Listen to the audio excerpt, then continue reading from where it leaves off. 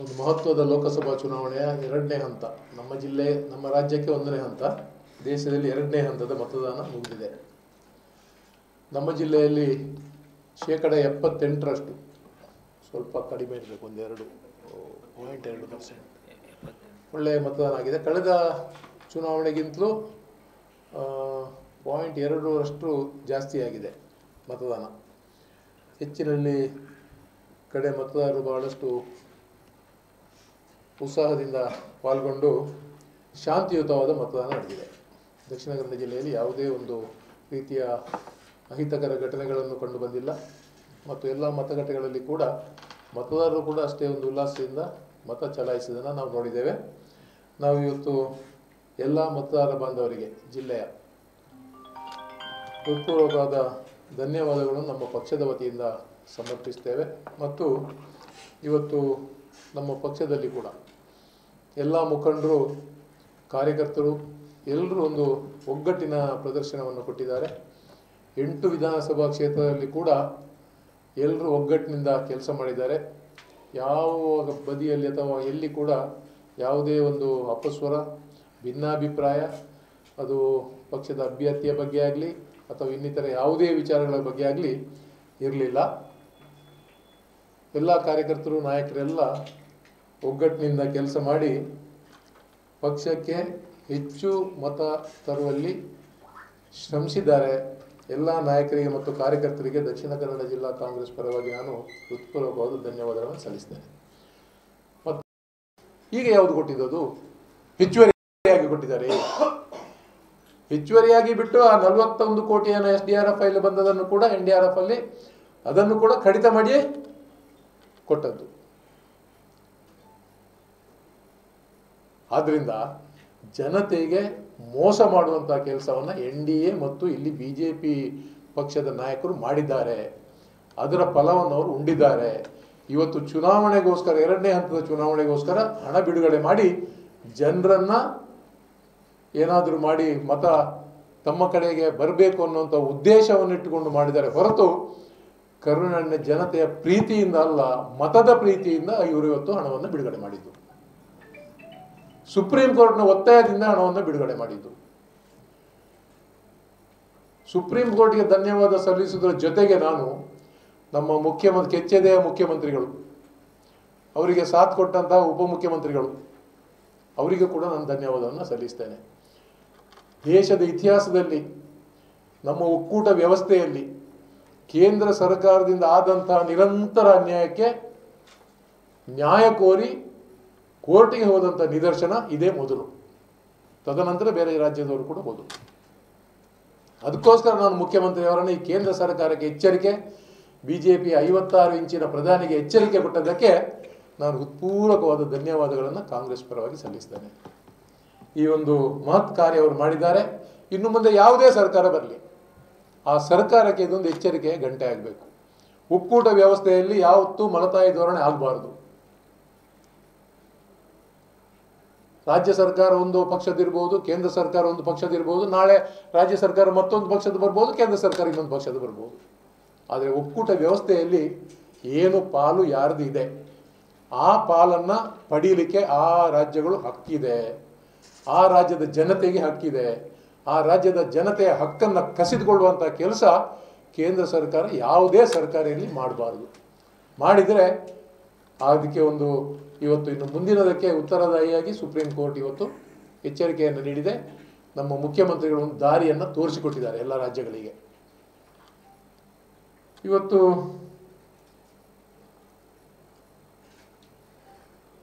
ಪ್ರಧಾನಮಂತ್ರಿಯವರು ಮತ್ತು ಅವರ ಕೆಲವು ಮಂತ್ರಿಗಳು, ಇಲ್ಲಿ ಮುಖ್ಯಮಂತ್ರಿಗಳು ರಾಜ್ಯಕ್ಕೆ ಚುನಾವಣಾ ಪ್ರಚಾರಕ್ಕೆ ಬಂದವರು ಕೆಲವು ಸ್ಟೇಟ್ಮೆಂಟ್ಗಳನ್ನು ಕೊಟ್ಟಿದ್ದಾರೆ.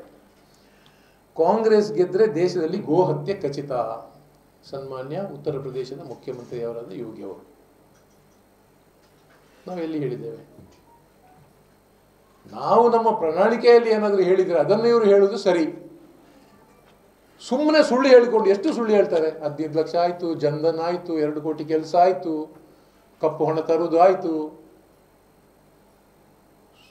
ಸುಳ್ಳಿನ ಸರಮಾಳೆಗಳನ್ನೇ ಹೇಳ್ಕೊಂಡು ಬರ್ತಾ ಇದ್ದಾರೆ. ಇವತ್ತು ಊಹಾತ್ಮಕವಾದಂಥ ಸ್ಟೇಟ್ಮೆಂಟ್ಗಳು, ಅಂದರೆ ಜನರನ್ನು ಭಾವನಾತ್ಮಕವಾಗಿ ಕೆರಳಿಸಿ ಆದರೂ ನಮಗೆ ಕೊನೆಗೆ ಓಟ್ ಪಡಿಬೇಕು ಅನ್ನೋಂಥ ಒಂದನೇ ಹಂತದಲ್ಲಿ ಅವ್ರದ್ದು ಜಾರಿದೆ ಅಂತ ಗೊತ್ತಾಗಿದೆ ಅವರಿಗೆ. ಪ್ರಧಾನಮಂತ್ರಿ ಅವರು ಹೇಳ್ತಾರೆ SC OBC ಮೀಸಲಾತಿಯನ್ನು ಬದಲಾವಣೆ ಮಾಡ್ತಾರೆ ಕಾಂಗ್ರೆಸ್ಸು. ನಾವು ಪ್ರಣಾಳಿಕೆಯಲ್ಲಿ ಹೇಳಿದ್ದೇವಾ? ನಮ್ಮ ಪ್ರಣಾಳಿಕೆಯಲ್ಲಿ ನಾವು ಹೇಳಿದ್ದೇವಾ? ಕಾಂಗ್ರೆಸ್ ಗೆದ್ದರೆ 370ನೇ ವಿಧಿ ವಾಪಸ್ ಪ್ರೈಮ್ ಮಿನಿಸ್ಟರ್. ನಾವೆಲ್ಲಿ ಹೇಳಿದ್ದೇವೆ? ಪ್ರಣಾಳಿಕೆ ತೋರಿಸಲಿ ಅವರು. ಅವ್ರದೇ ಆದ ಸ್ಟೇಟ್ಮೆಂಟ್ಗಳನ್ನ ಅವ್ರು ಕೊಟ್ಕೊಂಡು ಹೋಗೋದಾದರೆ ನಾವು BJP ಅವ್ರು ಏನು ಹೇಳ್ತಾರೆ ಅಂತೇಳಿ ಏನೋ ಊಹನೆ ಮಾಡಿ ನಾವು ಕೂಡ ಹೇಳ್ಬೋದು. ಆದರೆ ಅದಕ್ಕೆ ಜನ ಒಪ್ಪಬೇಕಲ್ವಾ? ಒಂದು ತಾರ್ಕಿಕವಾದಂಥ ಒಂದು ಬುನಾದಿ ಅಥವಾ ಏನಾದರೂ ಜನರು ಒಪ್ಪುವಂಥ ವಿಚಾರ ಆಗ್ಬೇಕು ತಾನೆ. ನಾವೇನು ಹೇಳಿಲ್ಲ. ಭ್ರಷ್ಟಾಚಾರ ತೊಲಗಿಸ್ತೇನೆ ಅಂತ ಹೇಳ್ತಾರೆ. ಎಲ್ಲಿ ಭ್ರಷ್ಟಾಚಾರ ತೊಲಗಿಸಿದ್ದಾರೆ? ಯಾರೆಲ್ಲ ಭ್ರಷ್ಟರಿದ್ದಾರೆ ಅವರನ್ನೆಲ್ಲ BJPಗೆ ಕರ್ಕೊಂಡೋಗಿ ತನ್ನ ಬಲ ಪಡ ಎಡ ಆ ಕಡೆ ಈ ಕಡೆ ಎಲ್ಲ ಭ್ರಷ್ಟರನ್ನೇ ಕೂರಿಸ್ಕೊಂಡಿದ್ದಾರೆ. ಎಲ್ಲಿ ಭ್ರಷ್ಟಾಚಾರದ ತೊಲಗಾಗಿದೆ? ಮಂಗಳಸೂತ್ರ ಕದೀತಾರಂತೆ, ಆಹಾರ ಪದ್ಧತಿ ಬದಲಾವಣೆ ಮಾಡ್ತಾರಂತೆ. ಎಲ್ಲಿ ಹೇಳಿದ್ದೇವೆ ನಾವು? ಯಾರ ಮಂಗಳಸೂತ್ರ ನಾವು ಕದ್ದಿದ್ದೇವೆ? ಮಂಗಳಸೂತ್ರ ಕದ್ದಿದ್ರೆ ಪ್ರಧಾನಮಂತ್ರಿಯವರ NDA ಸರ್ಕಾರ ಮತ್ತು ಅವರ ಜನರು ಬಿಟ್ಟರೆ ಕಾಂಗ್ರೆಸ್ನವರು ಯಾವತ್ತೂ ಅಂತ ಕೆಲಸ ಮಾಡಿಲ್ಲ. ನಾವು ಮಂಗಳಸೂತ್ರವನ್ನು ಉಳಿಸುವ ಕೆಲಸ 5 ಗ್ಯಾರಂಟಿಗಳ ಮುಖಾಂತರ ಇಡೀ ರಾಜ್ಯದ ಹೆಣ್ಣು ಮಕ್ಕಳ ಒಂದು ಜೀವನಕ್ಕೋಸ್ಕರ ನಾವು ಅವರಿಗೆ ಭದ್ರತೆ ಕೊಟ್ಟಿದ್ದೇವೆ ಬಿಟ್ಟರೆ ಯಾರ ಮಂಗಳಸೂತ್ರಕ್ಕೂ ಕೈ ಹಾಕಲಿಲ್ಲ ಕಾಂಗ್ರೆಸ್. ಇವತ್ತು ಹಾಸನದಲ್ಲಿ ನೋಡ್ತಾ ಇದ್ದೇವೆ ಎಷ್ಟು ಮಂಗಳಸೂತ್ರಗಳು ಕಳಚಿ ಬೀಳ್ತವೆ ಅಂತ. ಸಾವಿರಾರು ಮಂಗಳಸೂತ್ರಗಳು.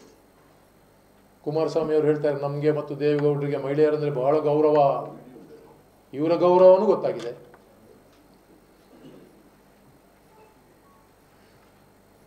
ಇಲ್ಲದಲ್ಲಿ ಸಲ್ಲದ ಊಹಾಪೋಹಗಳನ್ನು ಆಧಾರ ಕೊಡ್ಲಿ. ಇವರು ಏನು ಆಧಾರ ಇದೆ ಇವರಿಗೆ? ಆಧಾರ ಬಿಡುಗಡೆಯನ್ನು ಮಾಡಬೇಕು. ಈ ಎಲ್ಲ ಸ್ಟೇಟ್ಮೆಂಟ್ಗಳು, ಗೋಹತ್ಯೆ ಇರಲಿ, ಮೀಸಲಾತಿ ಇರಲಿ, 370ನೇ ವಿಧಿ ಇರಲಿ, ಭ್ರಷ್ಟಾಚಾರ ಇರಲಿ, ಮಂಗಳಸೂತ್ರ ಇರಲಿ, ಆಹಾರ ಪದ್ಧತಿ ಇರಲಿ, ಪಿತ್ರಾರ್ಜಿತ ಆಸ್ತಿಯಲ್ಲಿ ಏನು ಕಸಿಕೊಳ್ತಾರೆ, ಏನು ಶ್ಯಾಮ್ ಪಿತ್ರಾಡ ಏನೋ ಸ್ಟೇಟ್ಮೆಂಟ್ ನಾನು ಸಹ ಓದಿದ್ದೇನೆ, ನೀವು ನೋಡಿರ್ಬೋದು ಆ ವಿಡಿಯೋ. ಏನಿದೆ ಅದರಲ್ಲಿ? ಏನೋ ಅಮೆರಿಕದ ಸಿಸ್ಟಮ್ ಅನ್ನು ಅವರು ರೆಫರ್ ಮಾಡಿದ್ದಾರೆ ಪಿತ್ರಾರ್ಜಿತ ಆಸ್ತಿಯ ಬಗ್ಗೆ. ಹಿಂದೆ ಕೂಡ ಕರ್ನಾಟಕ ಈ ದೇಶದಲ್ಲಿ ಕೂಡ ಇದು ಇತ್ತು, ಯಾವುದು ಎಸ್ಟೇಟ್ ಡ್ಯೂಟಿ ಅಂತ ಇತ್ತು. ರಾಜೀವ್ ಗಾಂಧಿ ಅವರು ಅದನ್ನು ತೆಗೆದಿದ್ದಾರೆ, ಮತ್ತೆ ಹಾಕ್ತಾರೆ. ಇಂಥ ಪುಲ್ವಾಮಾ ಇಂಥದನ್ನೆಲ್ಲ ಸೃಷ್ಟಿ ಮಾಡಿ ಜನರ ಮನಸ್ಸನ್ನು ತಿರುಗಿಸಿ ವೋಟ್ ಪಡೆದು ಸರಿ ಅಭ್ಯಾಸ ಆಗಿ ಹೋಗಿದೆ ಇವರಿಗೆ. ಈ ಸಲ ಬುದ್ಧಿ ಕಲಿಸ್ತಾರೆ ಜನರು. ಎಷ್ಟು ಅಂತ ಸಹಿಸ್ಕೊಳ್ತಾರೆ? 10 ವರ್ಷದ ದುರಾಡಳಿತವನ್ನು ಸಹಿಸ್ಕೊಂಡಿದ್ದಾರೆ. ಇನ್ನು ಜನರು ಸಹಿಸ್ಕೊಳ್ಳುವುದಿಲ್ಲ. ಇವರ ಕೊನೆ ಕಾಲ ಬರ್ತಾ ಇದೆ. ಅದಕ್ಕೋಸ್ಕರ ಸುಳ್ಳಿನ ಸರಮಾನೆಗಳನ್ನು ಇವರು ಬಿಡ್ತಾ ಇದ್ದಾರೆ. ಬಿಟ್ಟರೆ ಇವರಿಂದ ಏನು ಈ ದೇಶಕ್ಕೆ ಆಗುವುದಿಲ್ಲ. 10 ವರ್ಷ ಜನತೆಗೆ ಚೊಂಬು ಕೊಟ್ಟರು. ಈ ಸಲ ಚೊಂಬು ಹಿಡ್ಕೊಂಡು ತೀರ್ಥಯಾತ್ರೆ ಮಾಡುವ ಸರದಿ ಅವರಿಗೆ ಬರ್ತದೆ. ಜನರಿಗೋಸ್ಕರ ಇವತ್ತು ನಮ್ಮ ರಾಜ್ಯ ಗ್ಯಾರಂಟಿಗಳನ್ನು ಕೊಟ್ಟು ಅವರ ಬದುಕು ಕಟ್ಟಿಕೊಟ್ಟಿದೆ. ಯಾವತ್ತೂ ಕೂಡ ಜನತೆಯ ಪ್ರೀತಿ ವಿಶ್ವಾಸವನ್ನು ಕಾಂಗ್ರೆಸ್ ಗಳಿಸಿದ ಹೊರತು NDA BJPಯಾಗೆ ಯಾವತ್ತೂ ನಾವು ಜನರನ್ನು ಭ್ರಷ್ಟಾಚಾರಕ್ಕೆ ಅಥವಾ ಜನರನ್ನು ಯಾವುದೇ ರೀತಿ ದಿಕ್ಕು ತಪ್ಪಿಸುವಂಥ ಕೆಲಸ ಕಾಂಗ್ರೆಸ್ ಮಾಡಿಲ್ಲ ಅನ್ನೋಂಥ ವಿಚಾರವನ್ನು ಹೇಳ್ತಾ, ಮಂಗಳೂರು ಲೋಕಸಭಾ ಕ್ಷೇತ್ರವನ್ನು ನಾವು ಈ ಸಲ ಖಂಡಿತವಾಗಿ ಗೆಲ್ತೇವೆ. ಜನತೆ ನಮ್ಮ ಪರವಾಗಿ ಮತದಾನವನ್ನು ಮಾಡಿದ್ದಾರೆ. ನಮ್ಮೆಲ್ಲರ ನಾಯಕರುಗಳು ಕೂಡ ಶ್ರಮದ ಫಲವಾಗಿ ಈ ಒಂದು ಚುನಾವಣೆ ನಮ್ಮ ಕೈ ಸೇರ್ತದೆ ಅನ್ನುವಂಥ ಒಂದು ಭರವಸೆ ನಮ್ಮಲ್ಲಿ ಇದೆ. ನಿಮಗೆಲ್ಲರಿಗೂ ಚುನಾವಣೆಯ ಸಂದರ್ಭದಲ್ಲಿ ಸಹಕಾರ ಕೊಟ್ಟದಕ್ಕೆ ಕೂಡ ಧನ್ಯವಾದಗಳನ್ನು ಸಲ್ಲಿಸ್ತೇನೆ.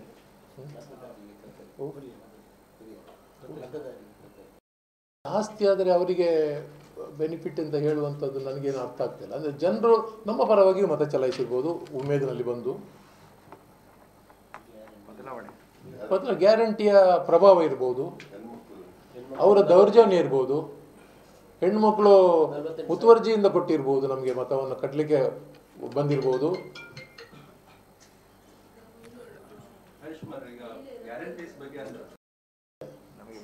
ಅವರಿಗೆ ಸೋಲಿನ ಅರಿವಾಗಿ ಪ್ರಧಾನಮಂತ್ರಿಯನ್ನು ತರಿಸಿ ಪ್ರಧಾನಮಂತ್ರಿಯ ಮುಖಕ್ಕೆ ಕಪ್ಪು ಬಳಿದು ಕಳಿಸಿದ್ದಾರೆ. ಏರ್ಪೋರ್ಟ್ನಿಂದ ಮಂಗಳೂರುವರೆಗೆ ಮೆರವಣಿಗೆ ಮಾಡಿ ಲಕ್ಷಾಂತರ ಜನರು ವಾಲಂಟಿಯರ್ ಆಗಿ ಬಂದು ಪ್ರೈಮ್ ಮಿನಿಸ್ಟರ್ನ 10 ವರ್ಷಕ್ಕೆ ಮೊದಲು ಗ್ರೀಟ್ ಮಾಡಿದ್ರು.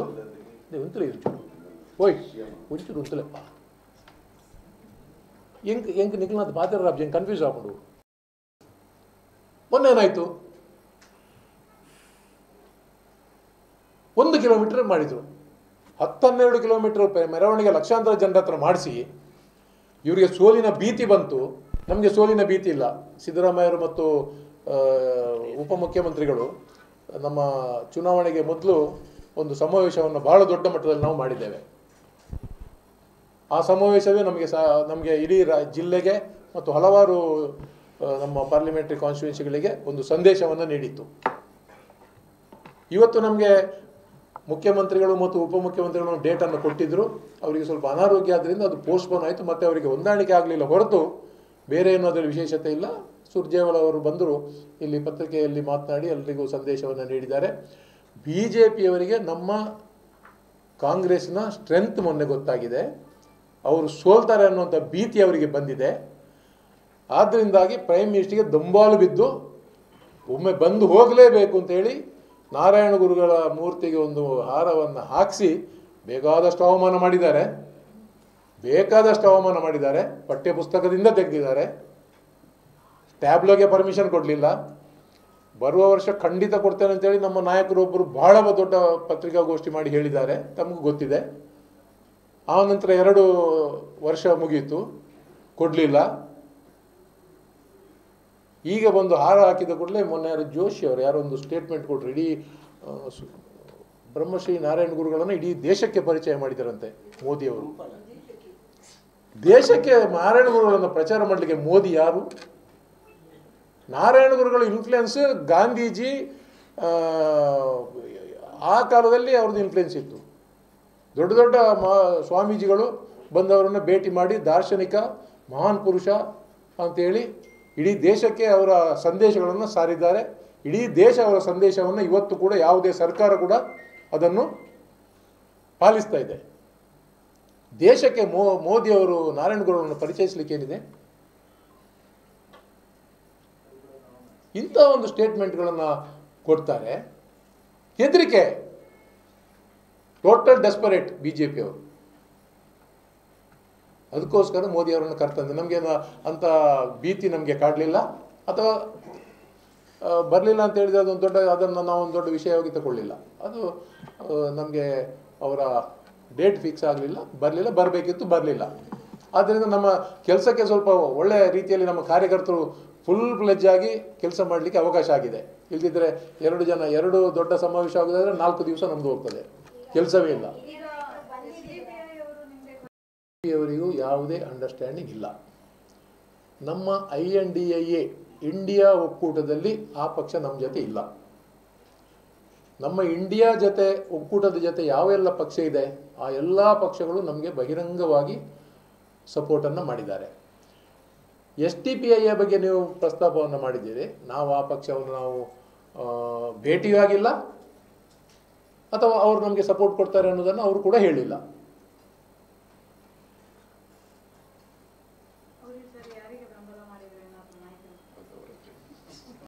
ಯಾವುದಕ್ಕೆ ವೋಟ್ ಮಾಡಿದ್ದಾರೆ ಅಂತ ನನಗೆ ಗೊತ್ತಿಲ್ಲ.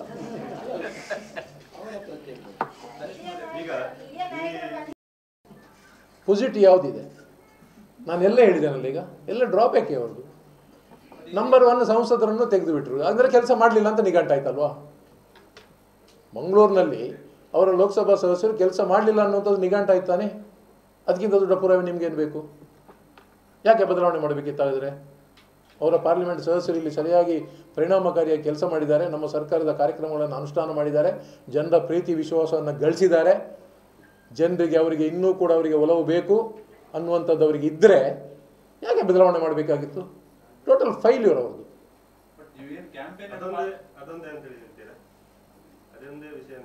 ಒಂದೇ ಅಲ್ಲ, ಪೂರಕವಾಗಿ ಕೇಂದ್ರ ಸರ್ಕಾರದ ವೈಫಲ್ಯತೆ, ಕೇಂದ್ರ ಸರ್ಕಾರದ ವೈಫಲ್ಯತೆ ಜಿಲ್ಲೆಗೂ ತಾಗ್ತದಾನೆ. ಎಲ್ಲ ಕಾರ್ಯಕ್ರಮಗಳು ಕೂಡ ಜಿಲ್ಲೆಗೂ ಬರಬೇಕು. ದೇಶದ ಒಂದು ಪಾರ್ಟ್ ಅಲ್ವ ನಮ್ಮದು, ನಮ್ಮ ಜಿಲ್ಲೆ.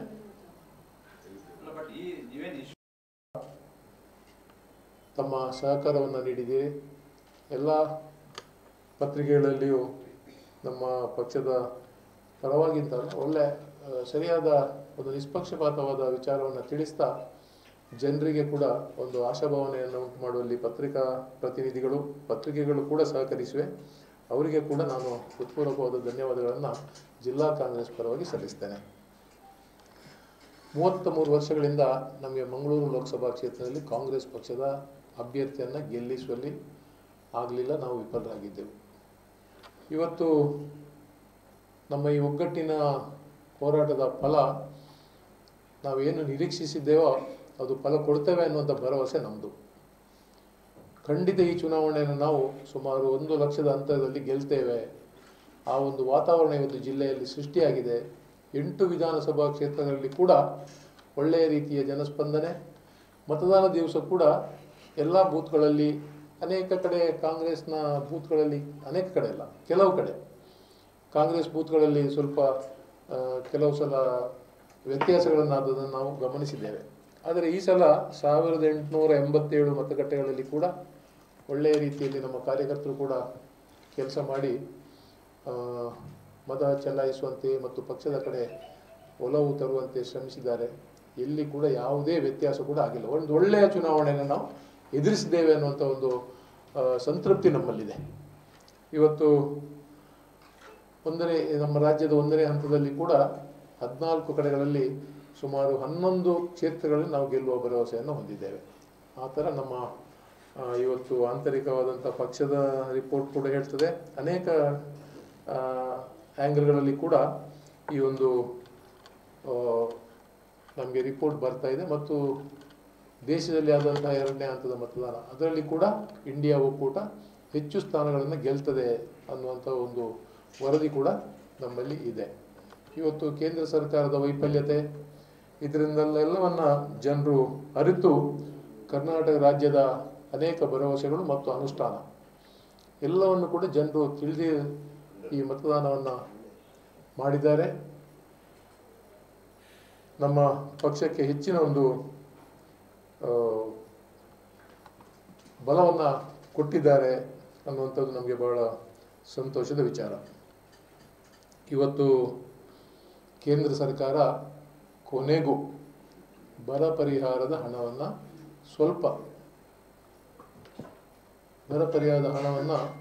ಸ್ವಲ್ಪ ಬಿಡುಗಡೆ ಮಾಡಿದ್ದಾರೆ. ಸುಮಾರು 48 ಲಕ್ಷ ಹೆಕ್ಟೇರ್ನಷ್ಟು ಬೆಳೆ ಹಾನಿಯಾಗಿತ್ತು. 35,000 ಕೋಟಿ ರೂಪಾಯಿಯಷ್ಟು ಅಂದಾಜು ಹಣದ ನಷ್ಟ ಉಂಟಾಗಿತ್ತು. 18,171 ಕೋಟಿಗೆ ರಾಜ್ಯ ಸರ್ಕಾರ ಮನವಿಯನ್ನು ಸಲ್ಲಿಸಿತ್ತು. ಅದು ನಮ್ಮ ಕೃಷಿ ಸಚಿವರು, ಗ್ರಾಮೀಣಾಭಿವೃದ್ಧಿ ಸಚಿವರು ಮತ್ತು ಕೊನೆಗೆ ಮುಖ್ಯಮಂತ್ರಿಗಳು, ಉಪಮುಖ್ಯಮಂತ್ರಿಗಳು ಸೇರಿ ಪ್ರಧಾನಮಂತ್ರಿಯನ್ನು, ಹಣಕಾಸು ಮಂತ್ರಿಗಳನ್ನು ಭೇಟಿ ಮಾಡಿ ಮನವಿಯನ್ನು ಸಲ್ಲಿಸಿದ್ದು. ಕೊನೆಯವರೆಗೂ ಬಿಡುಗಡೆಯನ್ನು ಮಾಡಿರಲಿಲ್ಲ ಹಣ. ಆದರೆ BJP ಪಕ್ಷದ ನಾಯಕರು ಹೇಳ್ತಾ ಇದ್ರು, ಬರ ಪರಿಹಾರಕ್ಕೆ ಹಣ ಬಿಡುಗಡೆ ಕೇಂದ್ರ ಸರ್ಕಾರ ಮಾಡಿದೆ, ಕೇಂದ್ರ ಸರ್ಕಾರ ಹಣ ಬಿಡುಗಡೆ ಮಾಡಿದೆ, ರಾಜ್ಯ ಸರ್ಕಾರ ಸತ್ಯವನ್ನು ಮರೆಮಾಚ್ತಾ ಇದೆ ಅನ್ನುವಂಥ ವಿಚಾರವನ್ನು BJP ನಾಯಕರು ಹೇಳ್ತಾನೇ ಇದ್ರು. ಕೊನೆಗೆ ನಮ್ಮ ಮುಖ್ಯಮಂತ್ರಿಗಳು ಡೆಲ್ಲಿಯಲ್ಲಿ ಎಲ್ಲ ಶಾಸಕಗಳನ್ನು ಕರ್ಕೊಂಡು ಹೋಗಿ ಒಂದು ಪ್ರತಿಭಟನೆಯನ್ನು ಸಲ್ಲಿಸಿದರು. ಎಲ್ಲರೂ ಸೇರಿ ಪ್ರಧಾನಮಂತ್ರಿಗೆ ಒಂದು ಅರಿವು ಮೂಡಿಸುವಂಥ ಕೆಲಸ ನಮ್ಮ ರಾಜ್ಯದ ಎಲ್ಲ ಶಾಸಕರು, ನಾವು ವಿರೋಧ ಪಕ್ಷದವರನ್ನು ಆಹ್ವಾನಿಸಿದೆವು, ಅವರು ಯಾರು ಬಂದಿರಲಿಲ್ಲ. ಕಾಂಗ್ರೆಸ್ ಪಕ್ಷದ ಎಲ್ಲ ಶಾಸಕರು ಅಲ್ಲಿ ದೆಹಲಿಯಲ್ಲಿ ಸೇರಿ ಪ್ರತಿಭಟನೆಯನ್ನು ನಾವು ಮಾಡಿದ್ದು. ಅದಕ್ಕೂ ಸ್ಪಂದನೆಯನ್ನು ಕೇಂದ್ರ ಸರ್ಕಾರ ಕೊಡಲಿಲ್ಲ. ಪ್ರಧಾನಮಂತ್ರಿ ಆಗಲಿ, ಫೈನಾನ್ಸ್ ಮಿನಿಸ್ಟರ್ ಆಗಲಿ ಏನೂ ಮಾತನಾಡಲಿಲ್ಲ. ಕೊನೆಗೂ ನಿರ್ಮಲಾ ಸೀತಾರಾಮನ್ ಅವರು ಮೊನ್ನೆ ರಾಜ್ಯಕ್ಕೆ ಬಂದವರು ಕೂಡ ನಾವು ಬರದ ಹಣ ಬಿಡುಗಡೆ ಮಾಡಿದ್ದೇವೆ ಅನ್ನುವಂಥ ಸ್ಟೇಟ್ಮೆಂಟನ್ನು ಕೊಟ್ಟಿದ್ದಾರೆ. ತಾವೆಲ್ಲ ಪತ್ರಿಕೆಯಲ್ಲಿ ನಾವು ನೋಡಿದ್ದೇವೆ, ತಾವು ಕೂಡ ಅದಕ್ಕೆ ಸಾಕ್ಷಿಯಾಗಿದ್ದೀರಿ.